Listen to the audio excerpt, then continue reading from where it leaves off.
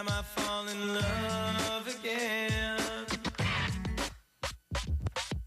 All the things that I used to say, all the words that got in the way, all the things that I used to know have gone out the window.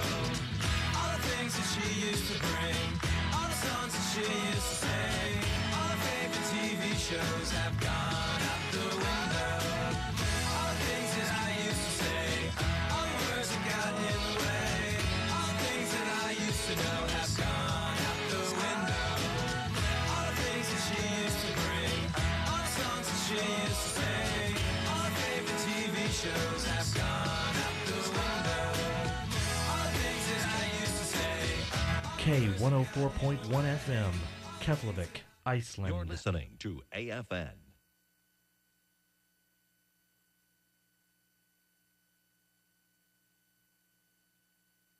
Senators to talk while Texas school kids walk.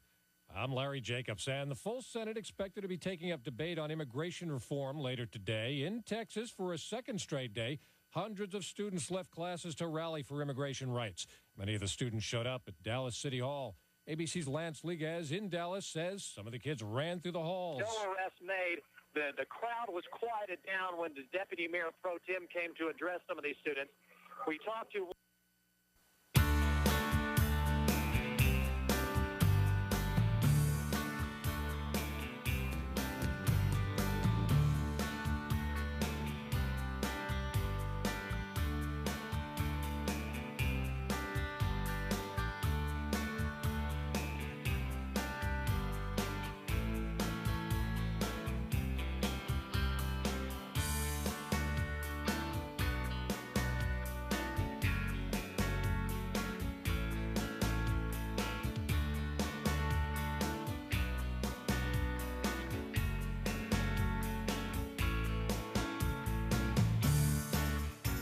Good evening, I'm Senior Chief Vince Dickens, and welcome once again to Icebreaker. This is our second installment in talking about the base transition, and once again I'm joined by a distinguished panel here in the studio, beginning with Colonel Craig Croxton, Commander, Iceland Defense Force, Colonel Philip Gibbons, the Commander of the 85th Group, Captain Mark Lawton, Commanding Officer of Naval Air Station Keflavik, and Captain Jim Fraley, the Acting CO for Naval Hospital Keflavik. And the process keeps moving. We're back again, and hopefully we've got some good updated information to give out to some folks. Captain Lawton, if I could start with you. I know one that we've had in several town hall meetings that we've talked about, we may have a little bit more information on, is for vehicles. People have asked about shipping vehicles or second vehicles out of Iceland. Right. We have gotten a little bit of updated information today, and as a matter of fact, we need to correct one of the statements that I believe I made earlier, and that was that people that have PCS'd into Iceland who did not bring a car with them when they arrived. Originally, we had thought they would not be able to take a car back out. Today, we ran some traps and we found out that was not true. You can ship one car off. We've also learned that the limitations on shipping a second car are much more strict. And in fact, there's some congressional language that would lead us to believe that you are not going to be able to ship a second car at government expense. So that leaves those owners of two cars a couple of options. One is to obviously ship it themselves, pay for it themselves, and we can tell you how to make those arrangements. Two, dispose of the car properly following the procedures that are outlined. Or three, sell the car to an Icelander, again, following the procedures that are outlined on our transition website. All right, sir, I know we have many questions and things that people have submitted to our website, and we've been tracking down and posting answers since our last show. And in my excitement to get to the show and get to the answers, I forgot to tell people about the phone numbers. Make sure you give us a call at 4613, 4614, or 4550, as you're seeing on the bottom of your screen now. Don't forget that we're not taking the calls live in the studio. As always, just like last week, we'll be taking them, writing them down, and racking and stacking the cards so we can keep the process moving. Last week, I think we had a record number of cards and a record length. So keep those cards and calls coming. Okay, Colonel Croxton, if you would, sir, one thing I wanted to sort of get out there as a baseline is funded EMLs, because we're obviously taking a closer look at those with a compressed time frame. Could you address that in a general way? Sure, I'll do that. The first thing with all the funded EML waivers that I look at is I look at each one case by case. And what I'm looking at first is kind of the intent of the funded EML program. The second thing I'm looking at is is there a compelling duty-related reason why the waiver should be granted? With the first case, since things have been bumped back to September, we're probably going to be drawing down significantly by September. What I've kind of used that as that kind of becomes my baseline for a look at how long someone's been on station or on board. The funded EML program was looking at a 24-month requirement, and that's becomes my first litmus test. If a person arrives in December of '05 and they're going to be out of here in September of '06, even though they have a 24-month tour on the books, it doesn't make sense to me to grant a waiver to travel within that time period. So I'm probably going to disapprove those. But again, I'll look at each one case by case basis. Yes, sir. Thank you. I know one of the questions, besides vacation time and how that affects individuals, one of the big things that came up again, I think at least 2 times in the town hall meeting yesterday, Captain, was the pet situation. What do people do with their pets? Pets are a huge issue, and we're continuing to gain data points on pets. We are in contact with the Army vets in Germany and talking to them almost daily. And I would just advise folks that one of the first things we need to do is make sure we have a proper accounting of all pets on the air station. So if you have an animal that has not been properly registered, there are some requirements there that you need to meet, and you need to get by security and make sure the animal is registered. Additionally, I would encourage folks to go to our transition website, and we have links in there. The Army vet has provided us with links to just about any place that our sailors or airmen would transfer to. And they can go to the specific country, find the specific requirements once they know where they're going, and they'll have that information. We're continuing to update that on a daily basis. There's information in there about the requirements for going back to the United States, and then some of the harder spots also, like United Kingdom, Guam, Australia, Japan, Hawaii, where there are very specific requirements and very specific timelines that need to be met. So I would encourage folks, if they're a pet owner, get on the intranet, the NASKEF page, go to the transition site, and go down, drill down into pets, and you'll find that information. All right, sir. We anticipate that pets will transfer just like the people do on the normal PCS rotation. And again, we're looking at if we get into a real heavy period where the commercial airlines cannot fulfill the needs we have of going out for some special airlift request. But we haven't got the numbers identified just yet to do that. All right, sir. And like I said, I know both sides, Navy and Air Force, have a website where a lot of questions and answers are being posted right now. One of the big ones, at least on the Air Force side from last time, was if we have a date or some order or something for when the Air Force is expected to start moving. No, unfortunately, I mean, that will be big news when we get our actual dates of moving. We're hoping to have a personnel team come in that will provide a briefing to all our Air Force personnel on 4 April. They're coming in with General Steele, our 48th Fighter Wing Commander, and hopefully we'll get out a lot of the information on what's required and when can we expect the timelines and the answers to all those special cases that we're hoping to get the information on. But yes, you are correct. We still don't have the big pieces. That's all right now working through the political process and our commitments to Iceland as to when we'll be able to move the RQS and the fighters, et cetera. But as soon as we know that, we will push it out. All right, sir. And I know the Navy's got a team coming up as far as our detailing and personnel movement side. And, Right, we do. We have an advance party coming Thursday of this week that will be providing us some briefs, and then Monday morning, first thing, the team rolls in from Millington. Captain George Taylor and a team of 9 detailers will be arriving. We're setting them up over in Hangar 831, each one with the individual office space. And every sailor on this base has been identified, has a month tagged to them to where we have identified them to be available to PCS based upon what we see the mission requirements being and the drawdown of the base being. So they will be able to go face to face.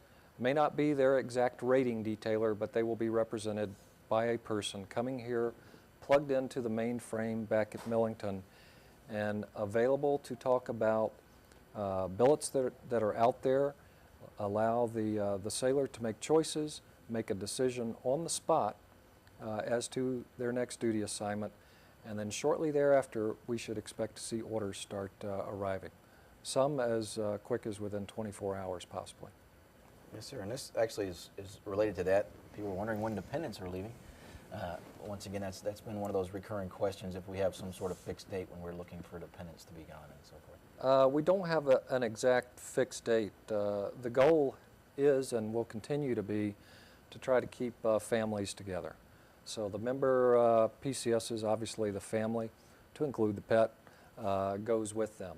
What we do envision happening, though, is we're looking at the requirements for household goods and POV shipments. There's a pretty big throughput that's got to be achieved. So where a sailor or an airman may be identified, say, in the month of July to PCS, we may be looking to pack up their household goods in the month of May or early June so that we get a more level loading of the household goods pack out and shipments. But we're not anticipating separating families except in those circumstances where a member with a special skill set is required to remain on board for some period of time. I think good news is that we're going to be able to, it looks like, get all the seniors, graduating seniors, to their graduation, which is now on 7 June, I believe. Right. So that is good news. So we're working around the schedules to see if we can get everybody through school, and so they've got that requirement met. And we want to make sure when people are packing out, Captain Frelly, I know you've been up here, and just want to let you know you're not going to get off the hooks here. Everybody plays up here. One of the things we wanted to remind people is for medical records, x-rays in particular, and things that the hospital, if they're going to be here, they need to make sure they take those. Yes, Senior. We don't have any way of archiving those hard copies of x-rays or your CD discs of MRIs or CAT scans. So you need to come into the clinic and pick those up and take them with you. Mammograms, anything that's in the x-ray department needs to get picked up before you transport off. Yes, sir. So as you're doing your checkout and you get to the front desk, they're going to probably ask you, have you gone to x-ray? And that'll be your reminder to run down there and sign out your things and then stick them in your hand carried to go back. Now, some of the big x-rays, if you came with a lot of x-rays, they may have to be sent because they just get too bulky to put in your suitcase. But little CD discs, you should be able to hand carry them with you. Yes, sir. And one of the little detail things that we don't want people to get caught up in or surprised by is there are certain procedures as who and who cannot pick up medical records. In other words, even though I'm the sponsor, I can't pick up every one of my families necessarily. That's correct. Because of the HIPAA laws, that changed the playing field, and we have to mail all of the medical records to the gaining command for family members. The active duty member can take their own, so you can come in and pick up yours, but you can't touch your wife's, or you can pick up your children's as long as they're under 18. Once they hit that magic age, then they're their own person and they can handle their own record. Now, they can come in and sign out their record. So with your orders, we will package up all of the family records and mail them where they're going to be going, whether it's to the next duty station or we need to split them. So if the kids are going off to college and they're going to have a PCM someplace else, we can mail those records there. All right, sir. That's great. Thank you. We had a couple of calls come in, and just a reminder, those numbers 4613, 4614, and 4550. Make sure you call your questions in. We did have a follow-up question on the detailer visit and how that flow was going to go. Right. The question with the detailers, will everyone get the same treatment within commands and across commands, and how will that process be done? We have turned that over to the chief petty officers on the base, and in particular the senior enlisted leadership, to set up the schedule, to set up how that's all going to work. So I would tell you that If you've got a question, talk to your LCPO. They're in the know. They're the ones that are developing the plan to make sure all of our folks are taken care of. Yes, sir. And the other card was actually a question about excess property and sale to Icelanders. Yeah, are we going to be able to sell furniture and other excess items to someone off base? Right now the answer is no. There's a procedure for selling automobiles, but nothing else. There are some customs laws that would have to be overcome. We can ask those questions, but I would not anticipate that we're going to be able to do yard sales and open up to the folks outside the base to participate in that. Yes, sir. One of the things I wanted to come back to Captain Fraley on, just so we didn't lose him, is because there's so much going on in the next 6 months, just big picture stuff. There were some other details at the hospital, like certain classes, like the basic life support class, for example. You're not going to be offering those. Right. You're having your last one. The last one is going to be in May. As we ramp down and convert to from a real hospital to a real clinic, a lot of our services are going to be curtailed, and one of them is going to be the classes that are given by our Staff Education and Training Department. And so the last BLS, or basic life support, for people that do home care or do work at the CDC, those classes will be ending in May. Well, that brings up a good series of questions, I guess. I know we're still getting our arms around the data of finding out who will be here, whose working spouses will be here, and we're trying to get some of those data points of things that might be closing roughly when. Do we have a better picture now of when some of those? We are getting a better picture.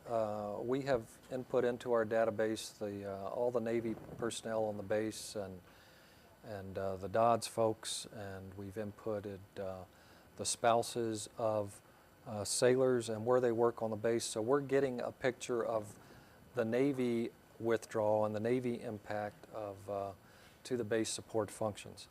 We're waiting for some data from the Air Force to plug into it to really more clearly define those, but we're starting to get some general dates of when things will, services will be ceasing on the base.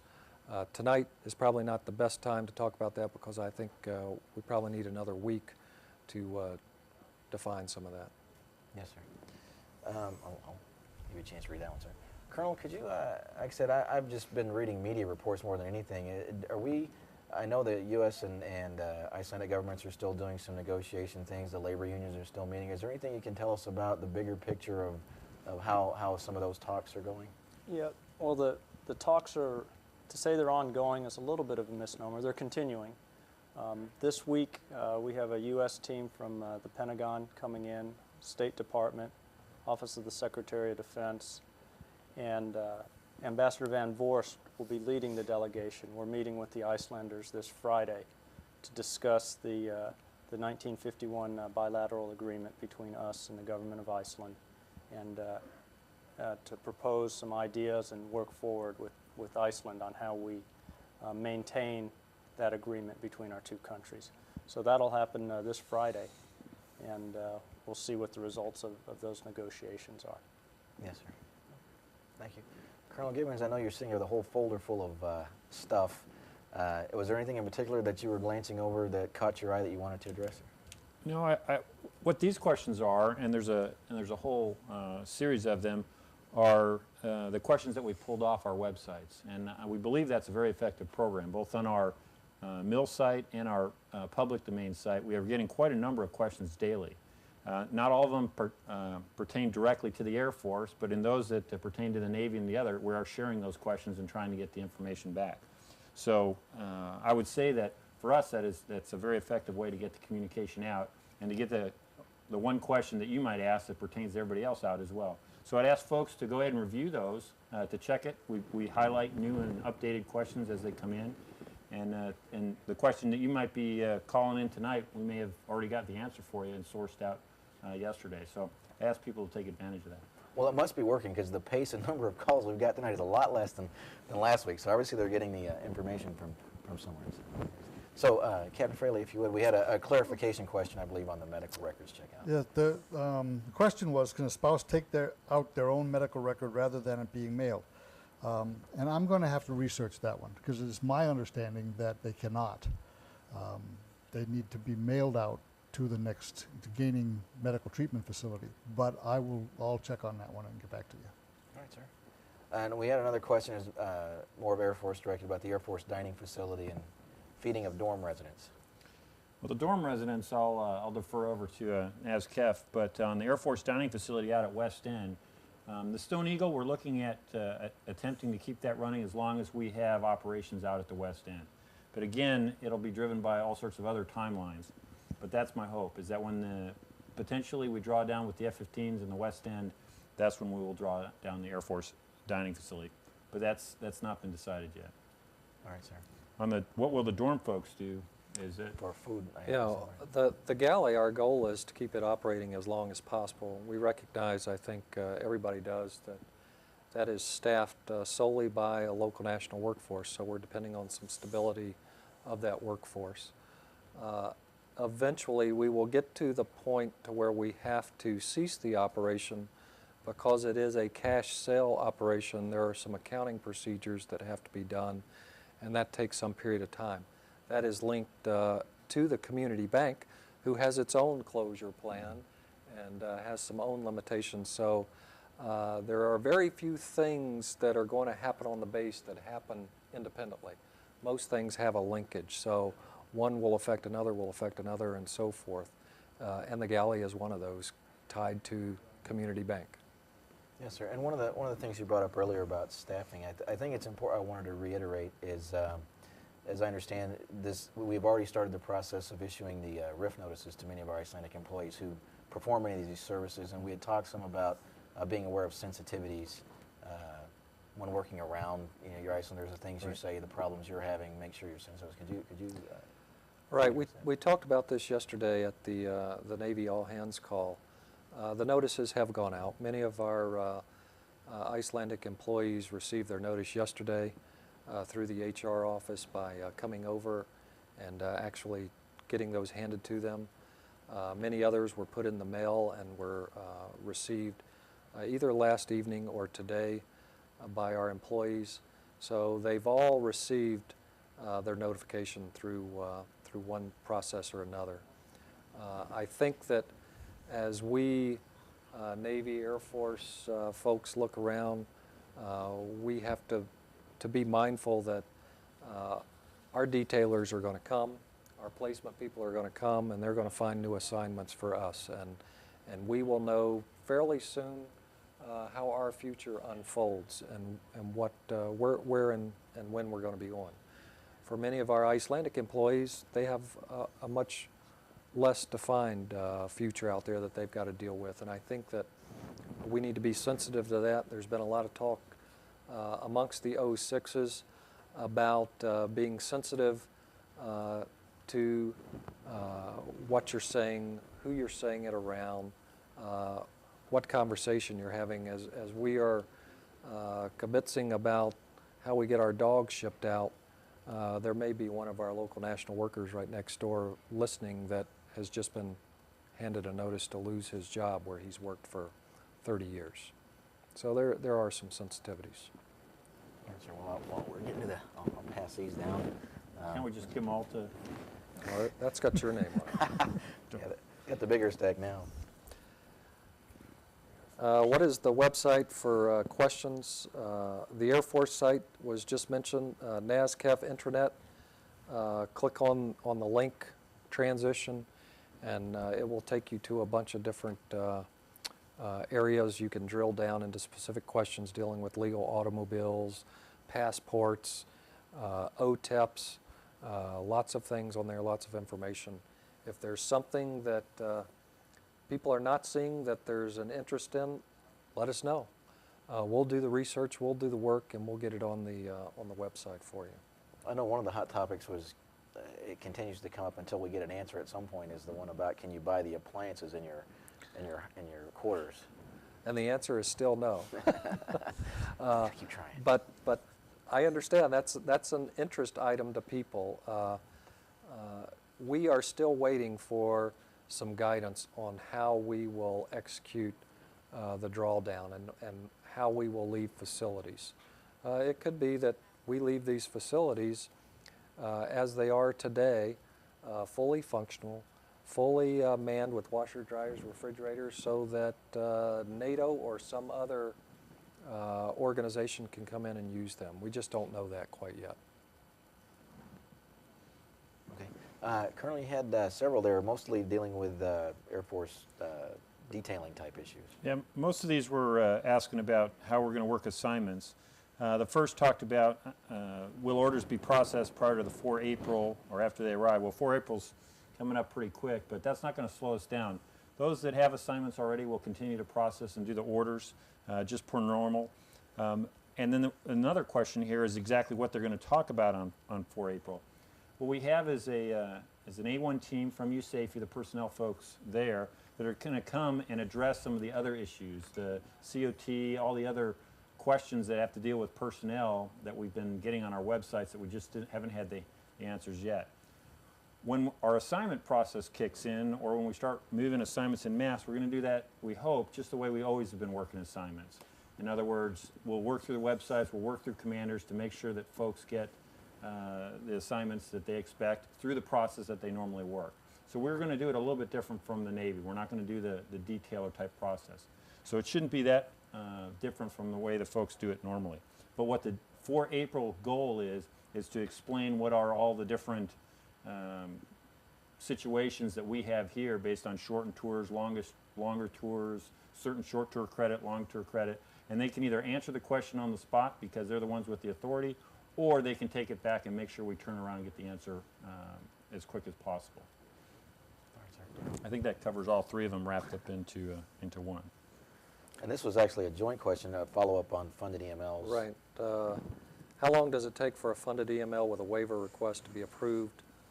Somebody is asking that they submitted one last week. These things are all handled expeditiously. Several have passed over my desk recently, and recalling the dates on them as they come in, I think it's just a matter of days as they go through the admin process, go across to finances, then come back, go through the XO, through me, and if it's got a waiver, it goes down to Colonel Croxton. I know basically a day between your office Right. and my office.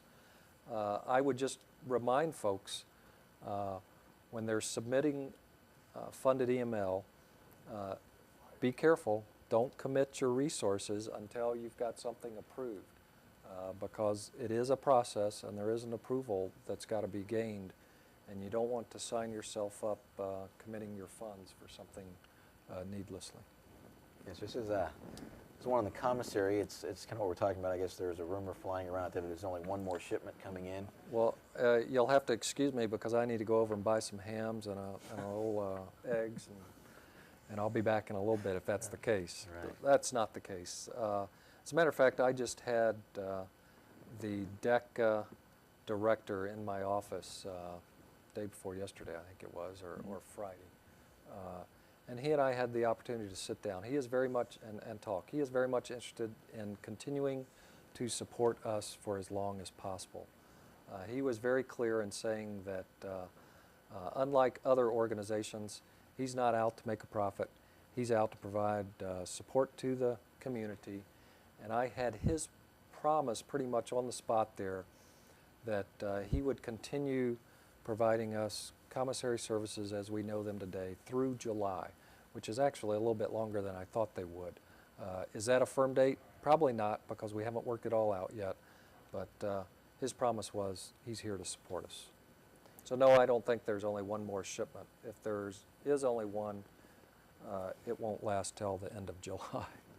There are a lot of great organizations on base that, of course, are about service and supporting the community. And I know recently they were told, I can't remember the date, but they were told that basically a lot of these organizations had to shut down and get their final finances in order and so forth. Right. That private organizations that have bylaws and such, there is a timeline out there, and if my lawyer was here, he would remind me. I want to say it's mid-May, somewhere thereabouts, that they've got to do their final accounting and turn in their final audits to NAS Legal so that can all be closed out. Now, That does not mean that they cannot continue to do private in-house fundraising to support themselves kind of thing. But beyond that, going out into the community at large, we're gonna ask for that to stop just so we can clear books, get things accounted for, and begin that process of winding down. And just a reminder, like I said, the questions, they're trickling in, they're flooding in, so I guess that gives us a chance to talk through some of these. The number is 4613-4614-4550. We'll stay on a little longer just to make sure that, like I said, the commanders get a chance to put anything they need to put out, and if you have any other questions, you can get those in. So make sure if you have a question, don't be shy and don't wait around. Call in your call. Of course, they can always submit questions after the show and to those websites, and of course, we'll be back also next week, as far as I know, to do this again. So if there are those questions, we can do that. Captain Fraley, I know one of the things we've talked about in past shows and try to keep people updated on is the avian flu. Have we seen any movement or new developments on that one? No, there's going to be some articles coming out in the White Falcon this Thursday, so you'll have to look for that. The most important thing that you need to think about with avian flu and with all flus is that prevention is the best thing to do. So make sure you wash your hands. That's the best thing that you can possibly do.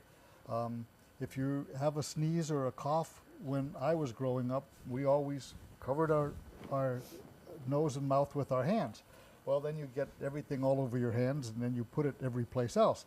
The best thing to do if you're going to sneeze or cough is to do it inside of your shirt. Just use your elbow, and that never touches anybody else, and it keeps your hands clean. But it's amazing if you think about it, what everything that you touch, and you touch this and you touch that, you touch something else, and then you go and have a sandwich, and everything that you've touched, from the doorknobs to the toilet bowl to the little flusher to everything, is on your hands. And now we just picked that up on our sandwich and ate it, and now it's into our system, and that's how viruses get spread so quickly from place to place. So please wash your hands. But there hasn't been any activity as far as birds coming into Iceland that we know of, and there hasn't been any flu activity on the island. Good news. We're too busy to get sick. So the moral of that is don't pick up any dead birds and eat them, right? No, Okay. definitely not. Don't pick up any dead birds, period. So you had a clarification on the vehicle question as well. Paying for second car, is that set in stone, or are we working on a waiver? We have asked the question back all the way to DC, and what we are hearing is this is the final word, that this is in fact law under the Title 10 code, and that it is not waiverable. And Colonel Gibbons, you had one about people trying to get out here a little faster than everybody else. Well, no, not the. These are people that we just had show up. Unfortunately, there were a few folks that came in just as we made the announcement that were drawn back down. So there's been a few that are here only the past 2 or 3 weeks. And their question here is, will they be able to get out quicker than the others? My first answer to that would be probably yes, because we probably won't unpack you, and so you'll be first in line to leave because you'll be very easy to move off with tickets. But I would give one caveat that if you've got a critical skill that we require to help move everybody else off, that you could be around at least for a couple months. But I would say it's probably a safe bet that most of those that have just arrived will be the first ones out. I didn't get a chance to read it. It went by me so fast, Captain Lon. Are they going to hand out pack-out dates when they hand out orders? That's a good question. That's a good thought. Let me sort of describe this pig that we've got to get through the snake, so to speak.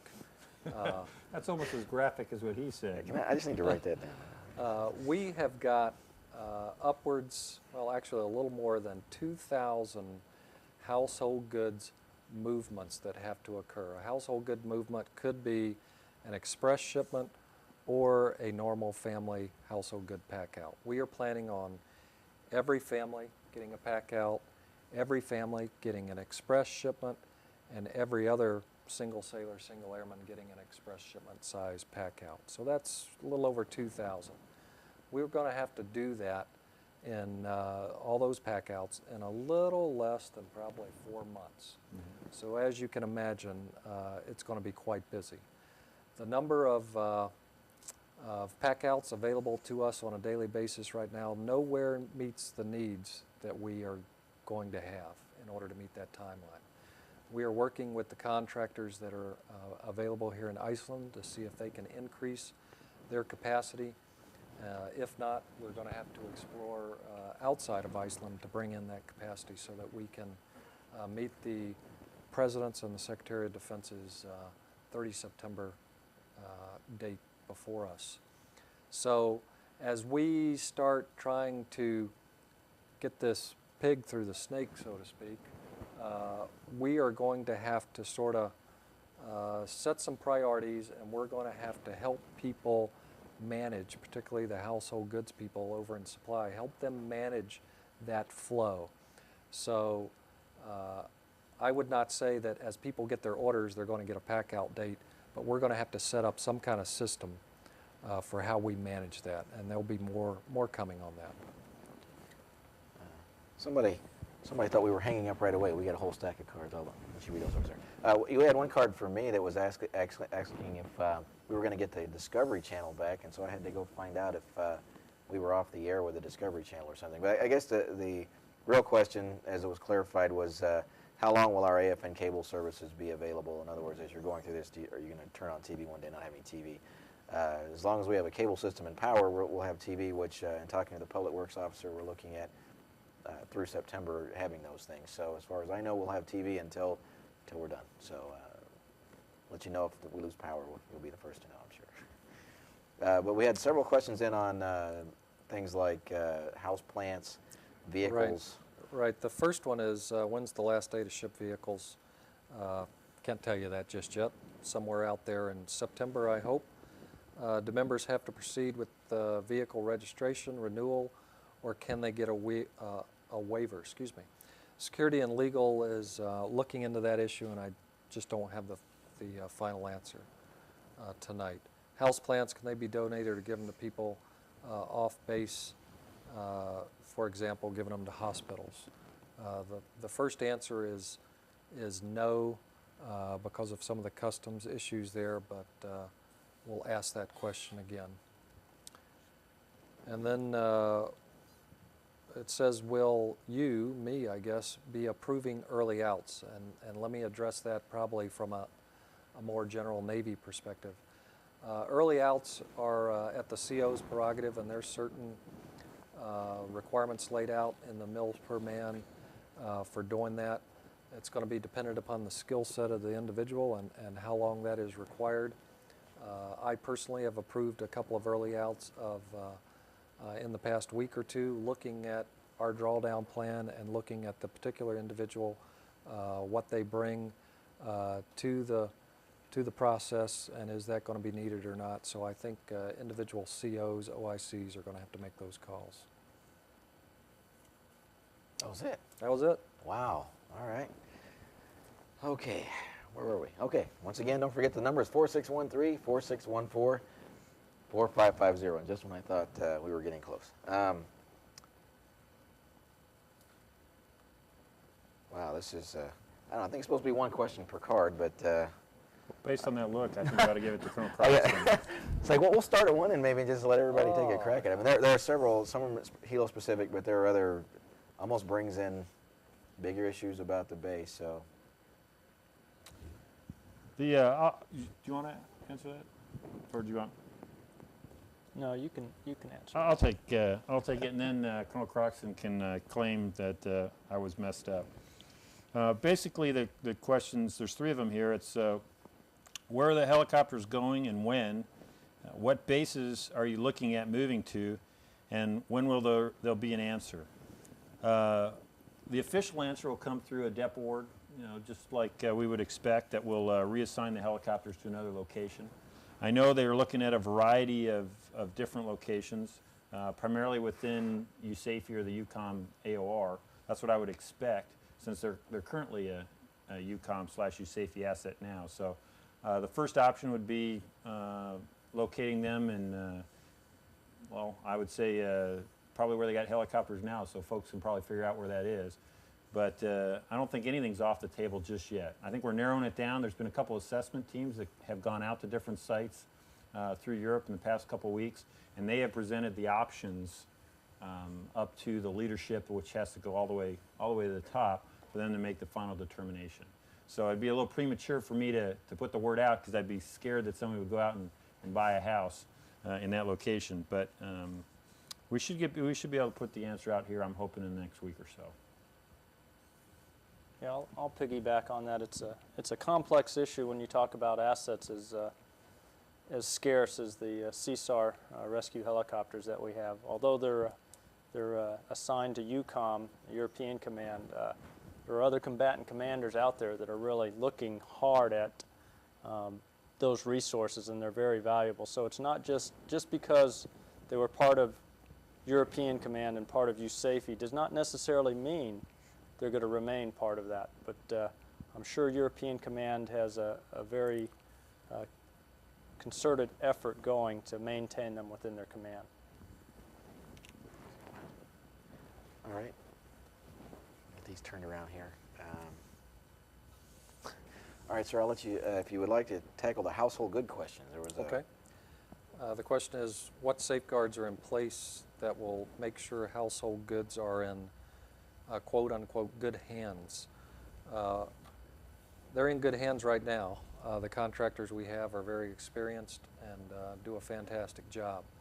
As they bring on additional people, and as we go out and seek other sources of providing the capabilities that are required, there are going to be specifications laid out in the contract. There'll be a QA process, quality assurance process, just like always.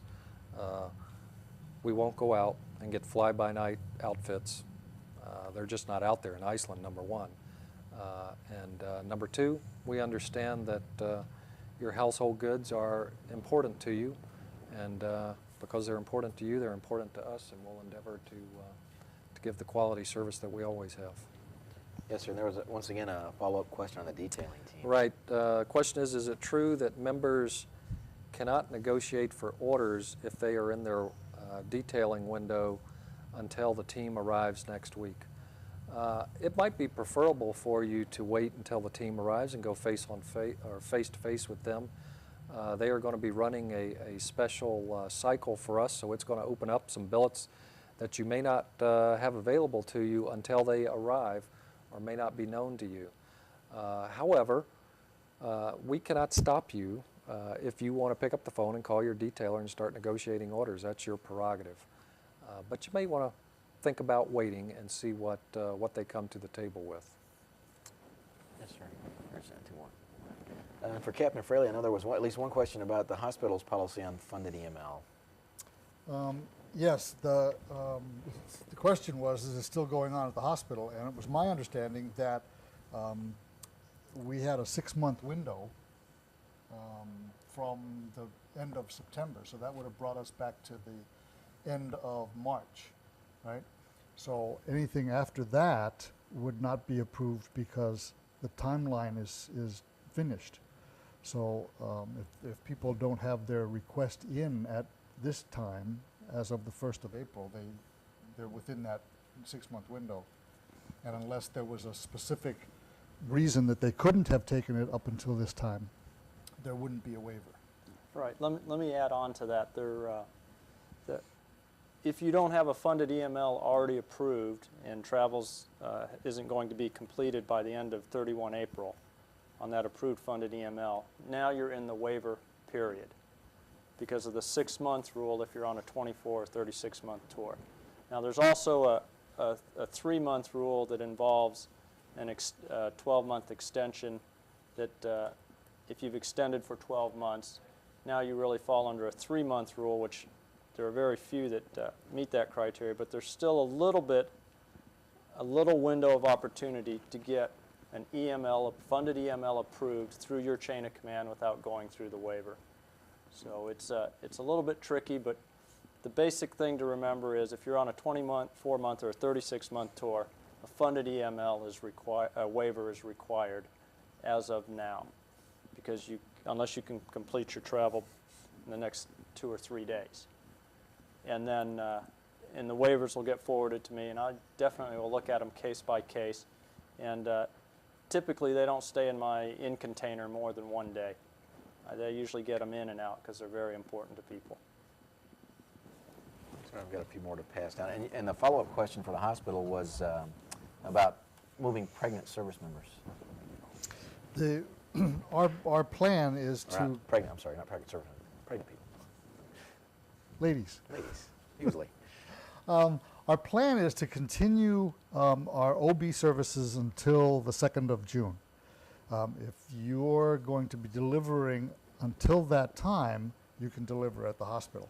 After that, we have made arrangements to continue the best possible care with the Icelandic community.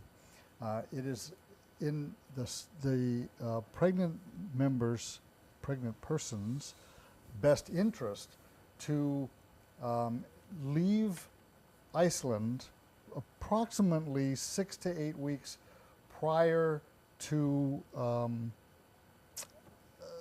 let me back that up.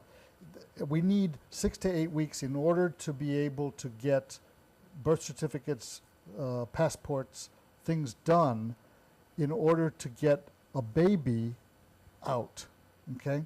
We can't give immunizations before 6 weeks. It's best at 8 weeks. So, and children really shouldn't fly before that time. So you're looking at an 8-week period there. If we can, the airlines usually don't like to fly people if they're at 34 weeks or after. Some airlines will even go to 32 weeks. So you have to check with the airline to make sure, but usually it's 34 weeks. So if you're going to be at 34 weeks, then you're not going to be able to fly, so you have to fly sometime before that. So depending on where that fits with movement, you'll need to decide, well, do I need to go before or do I need to go after?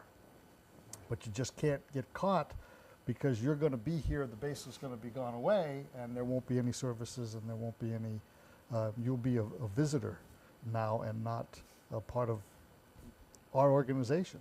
Yes, sir. Awesome. Let me pass one more down. I'll let Colonel, I think Colonel Gibbons only had one, right? Or is that two, sir? No, that's just one. Okay. I think it was more of an individual case on that, but it speaks to a bigger issue on detailing and where people are in their assignments. Right. The question is they have orders to a certain location for 30 September, and it's a 30 September report no later than date, and how hard will it be to change that? I guess my first question, are they asking to change their assignment, or are they asking to change their report no later? I assume it's the report no later.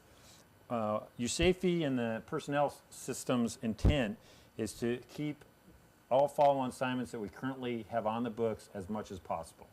If it looks like that follow-on assignment is one with a late report no later than sometime in September, then we're going to accelerate that, or we're going to ask to accelerate that to where it makes sense for that individual to leave. In other words, if that individual's in a critical area, we may hold them fairly close towards the end, but if they're not, then we'll look to get them out 3 months early, and the assignment folks are set up to allow us to do that. So for those that have great follow-on assignments, our goal is to have you keep that, and we'll just move you out early. Nice, sir. And I know Captain Lawton has a whole slew of questions that we've been stacking up and putting in queue here. One of them, I guess we can almost hit two at once. One question specifically dealt with internet and phone services. Right. How long will the internet and telephone services be available? We're mapping that out now. We're working closely with NCTL.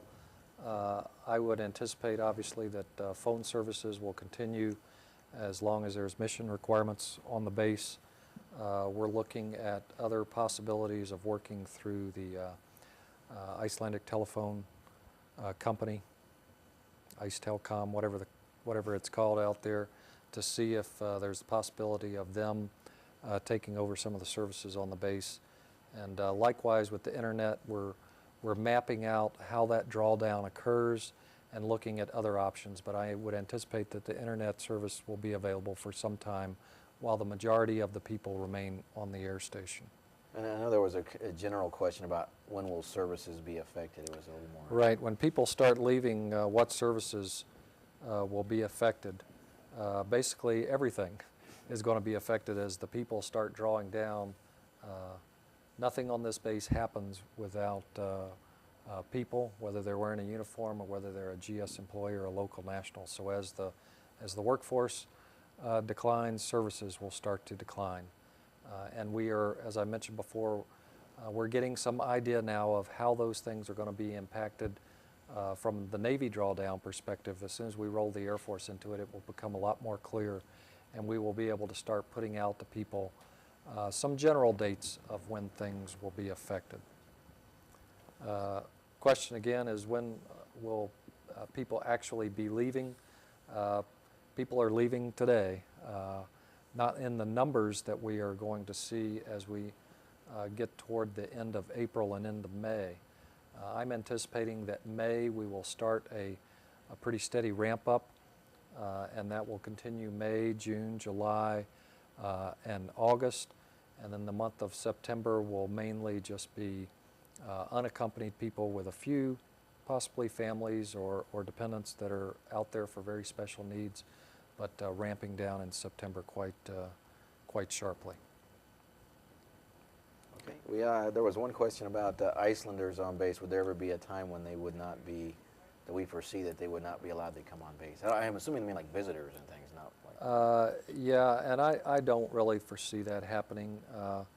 There are requirements, obviously, for getting on the base for everybody, whether it's us with an ID card or whether it's our Icelandic folks that work on the base or visitors. There's requirements to be met, but I don't foresee a time when we'll just say blanket, no Icelanders on the base. That just doesn't make sense, really. Yes, sir. One of the services people were concerned about was at some point, and I'm not sure if we have that answer, for the NEX, is there at some point their home layaway? All right, what's going to happen with home layaway payments at the NEX, and I'm not smart enough to know this off the top of my head, but what they've provided me is home layaway payments should be cleared prior to your transfer or the NEX closure, whichever occurs first. And we don't know that closure date for the NEX. It's probably somewhere out there in the after June time frame, but that's not clearly been identified yet. Actually, there was I know you already had one on packouts. This is sort of a piggyback on the packout about extra insurance, but I guess it was basically people who already had packout states were concerned. Oh, yeah. Yeah, people with orders and a pack-out date, will they be affected by the rush of new people with pack-out dates? Well, I would hope not, but we've got to be flexible, and we've got to understand that there are emerging requirements as we go through this process. So we will endeavor not to bump people out of their established dates, but people are going to have to work with us a little bit here. There are some special circumstances. Captain Fraley was just mentioning, pregnancies, and there are other issues that are out there that we've got to take a look at, and that may cause some prioritization of departures, and we'll work those on a case-by-case basis to make sure we're taking care of the needs of the member and their families. Question, because of the foreseeable bottleneck of household goods, could members leave the island with their household goods still on island? If so, will their household goods be secured? I would hope that does not happen. It does happen occasionally, though. There are people that, because of emergent reasons, have to PCS because there's a requirement for them to go somewhere else, downrange, something that they're required to do. And occasionally we do powers of attorney and allow somebody else to oversee the pack-out for you. But I would hope that we don't make that the norm. That would be an exception for special circumstances. Again, the goal is to keep the member, the family, the pet, the household goods, the car, all moving in a fairly normal process, linked up together. There was a follow-on question there about household goods, about buying extra insurance if people if they had some concern. Is it possible for a member to buy extra insurance on household goods shipment on top of filing a claim at legal? The smart folks in the back have said members may purchase insurance on their own, such as through USAA or other companies if available. For any damages that occurred during the household goods shipment, members may then either file under that insurance or through the government claims process. So I guess the answer is yes, you can. Insurance for a vehicle, if payment surpasses time here, will there be a refund? Yeah, as a matter of fact, I experienced that today. Shipped off a car, went back to the insurance company with my shipping document, and the remaining period on my insurance that was prepaid was refunded to me. I don't know if that's true for every insurance company that is serviced or services people here on the base, but it was with the one that I used. That's it? That's all you got? I don't. We always have more. No, there's more. But Colonel Gibbons did have another, it was more of a detailing slash or assignment slash household good question. Yeah, the question is that it looks like this individual was scheduled to leave in April, and it says that the TMO is backed up until June.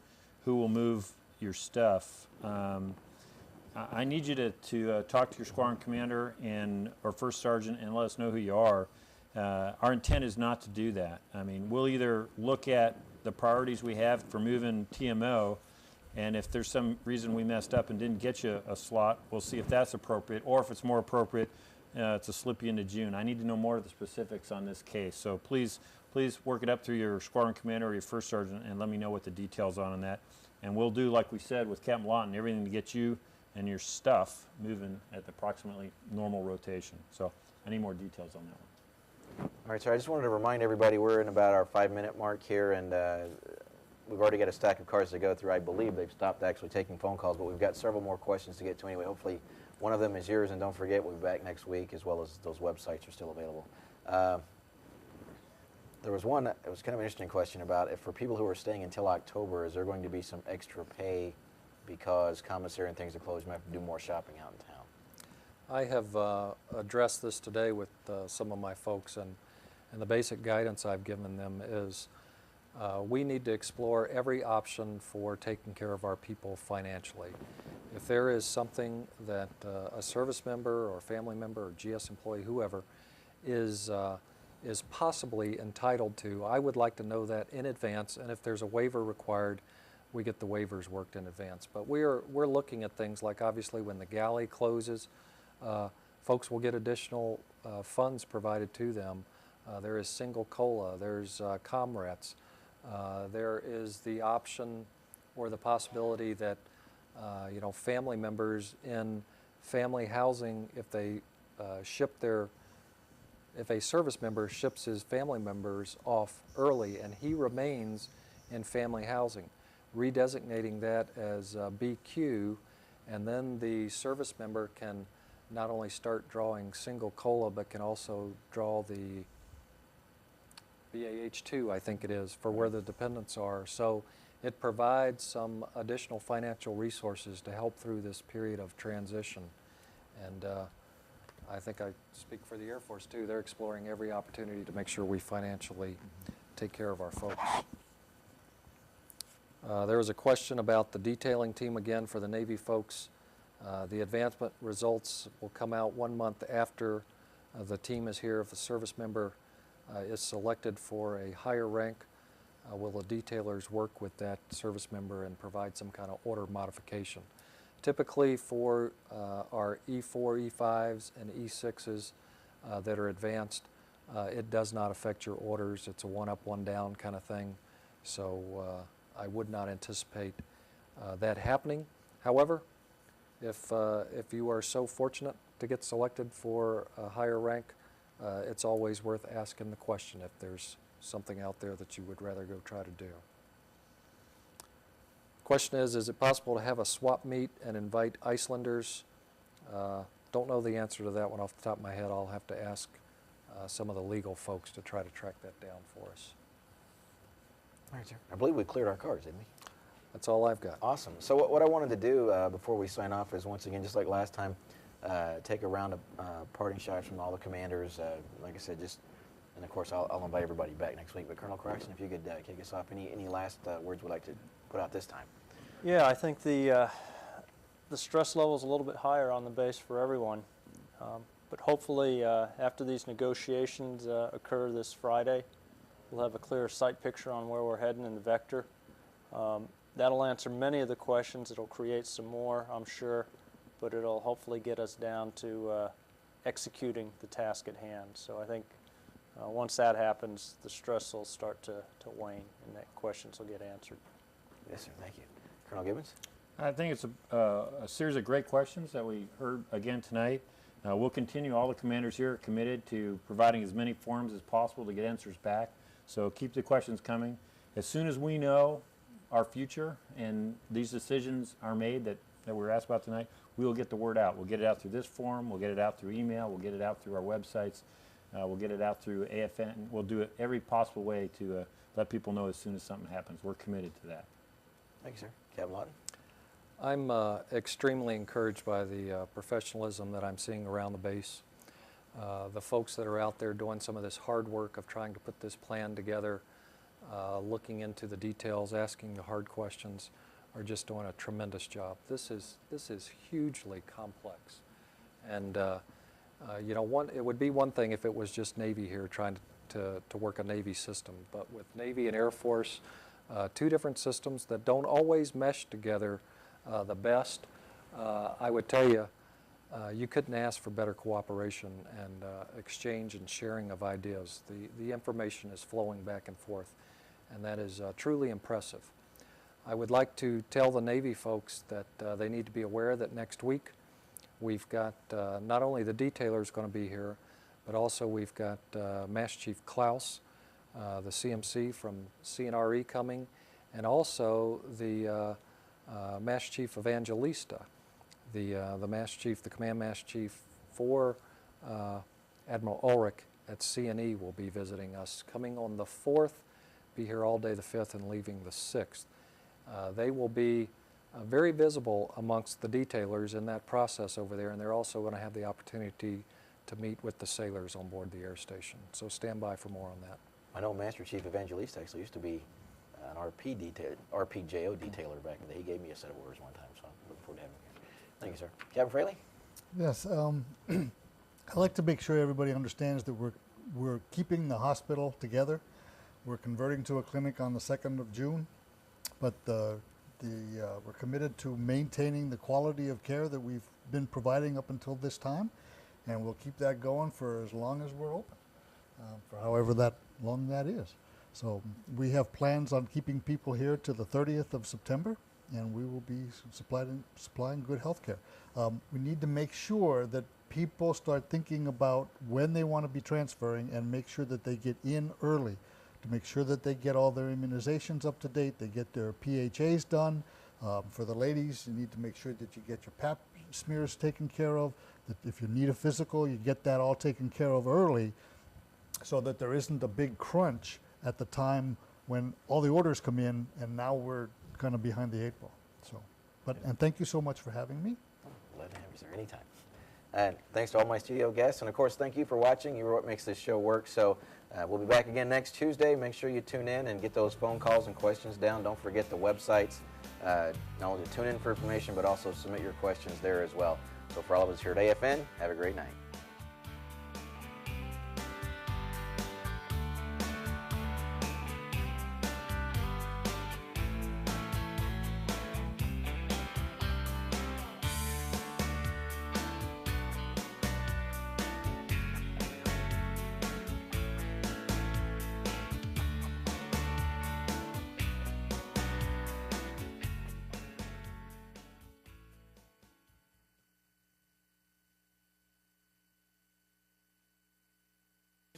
the author of the book, and asked him why he wrote it. Well, there's really been a boom in technology over the last 10 or 13 years in all aspects of the game, and I just wanted to look at all aspects of it and make it more accessible for golfers. And I've been writing about golf and golf equipment for many years, and I know a lot of people in the industry, top designers, a lot of tour pros. So I I thought I'd, give my opinion and my point of view on technology and then go to the experts and give them a say. And I thought readers of the book would enjoy that format. Now you know the score on Sports Tech, powered by Athletes.com. Get the extreme competitive advantage at Athletes.com. Sports Tech. Keeping the hot hits flowing. K104.1 FM, Keflavik, Iceland.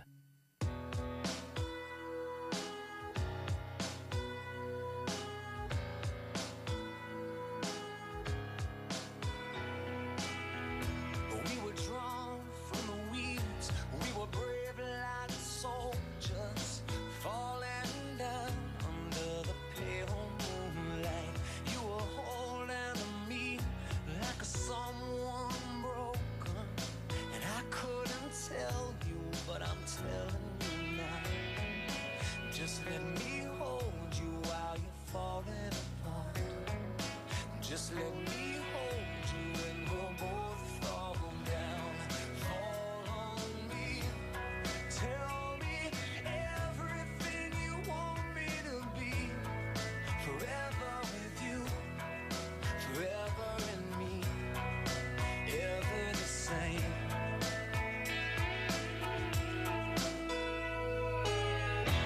We would stand in the wind. We were free like water, flowing down under the warmth of the sun. Now it's cold and we're scared, and we're both bound to shake on. Hell, look at us, man. This doesn't need to be the end. Just let me hold you while you're falling apart. Just let me hold you and we'll both fall down. Fall on me. Tell me everything you want me to be. Forever with you. Forever in me. Ever the same. Call on me. I'll be there for you and you'll be there for me forever. It's you. Forever in me. Ever the same.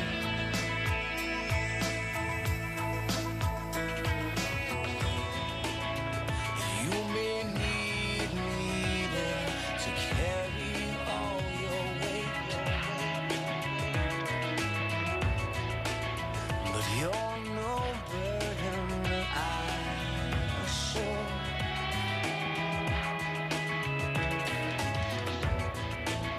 You tide me over with a warmth I'll not forget. But I can only give you love. Fall on me. Tell me everything you want me to be. Forever with you. Forever in me. Ever the same. Call on me. And I'll be there for you and you'll be there for me forever. It's you. Forever in me, ever the same. Forever with you, forever in me, ever the same.